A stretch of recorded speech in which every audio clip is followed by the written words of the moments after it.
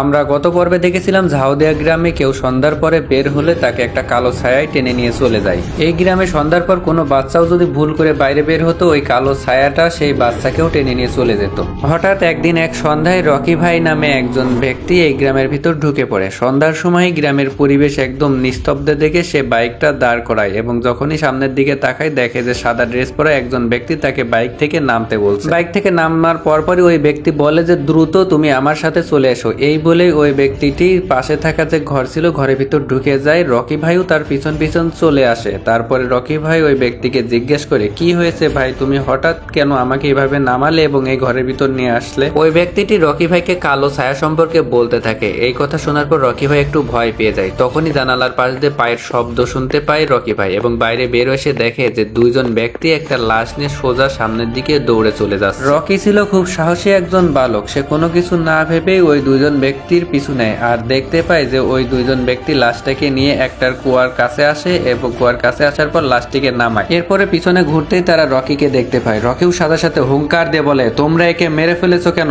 এর কি অপরাধ ছিল যে তোমরা একে মেরে এখানে নিয়ে আসছো? এ কথা শুনে একজন বলে ওঠে, আমরা মেরেছি, তার প্রমাণ কি? তুমি কি প্রমাণ করতে পারবে? তার কথা শোনার সাথে সাথে রকি ভাই আরো ভয়ঙ্কর রূপ ধারণ করে। তার আঙ্গি ভঙ্গি দেখে পাশে থাকা লোকটি ভয় পেয়ে যায় এবং বলে, আমি সবকিছু তোমাকে খুলে বলছি। বহু বছর আগে থুমথুম নামে এক সাধু বাবা আমাদের জঙ্গলের পাশ দিয়ে যাচ্ছিল এবং সে খুব তৃষ্ণার্ত ছিল, যার কারণে জঙ্গলের ভিতরে থাকা কুয়ার কাছে আসে এবং সে পানি খাওয়ার চেষ্টা করে। সে তার তৃষ্ণা মিটাইতে পারে নাই। তখনই জঙ্গলের যারা মালিক ছিল তারা চলে আসে এবং হুঙ্কার দিয়ে বলে, এত বড় সাহস, তুমি আমার কুয়া থেকে পানি খাচ্ছ?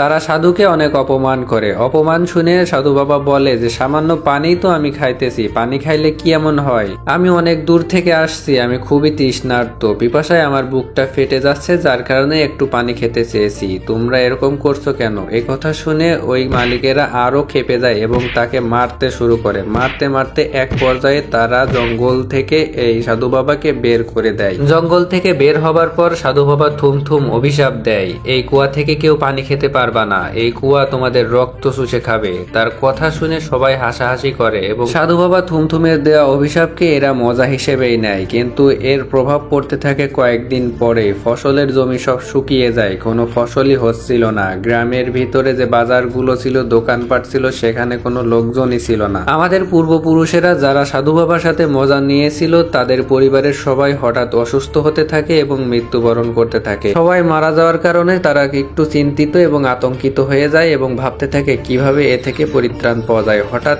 একদিন রাতে তারা এক গরিব কৃষককে মেরে নিয়ে চলে আসে কুয়ার কাছে এবং কুয়ার ভিতরে ফেলে দেয়। এরপর কুয়ার ভিতর থেকে এক অদ্ভুত আওয়াজ বের হয়। তারপর থেকে আর কোনো সমস্যা হয়নি। ফসলের জমিতে ফসলে ভরে যেত, দোকানপাটে লোকজনে ভরে যেত। এরপর থেকেই প্রত্যেক দিন সন্ধ্যায় একটা করে মানুষ মেরে নিয়ে এসে আমরা কুয়ার ভিতরে ফেলে দিই। তার এই কথা শুনে রকি ভাই আরো খেপে যায়। খেপে যাওয়ার পর বলে, মাত্র 4 জন তোমরা বেঁচে থাকার জন্য গ্রামের নিরীহ মানুষদেরকে একের পর এক হত্যা করে যাচ্ছ, তোমাদের কোনো নিস্তার নেই। এই বলে সে পুলিশের কাছে এই দুইজনকে ধরিয়ে দেয়। পুলিশ এদেরকে নিয়ে জেলখানায় আটকে দেয়। তারপর থেকে আর সন্ধ্যার পরেও কোনো মানুষ হারায়নি, কাউকে আর হত্যা করা হয়নি। সবাই খুশিতে খুশিতে জীবনযাপন করতে থাকে। তো বন্ধুরা, এই ছিল আজকের ভিডিওটা ভালো লাগলে একটা লাইক করে দিও এবং কেমন হয়েছে কমেন্টে জানিও।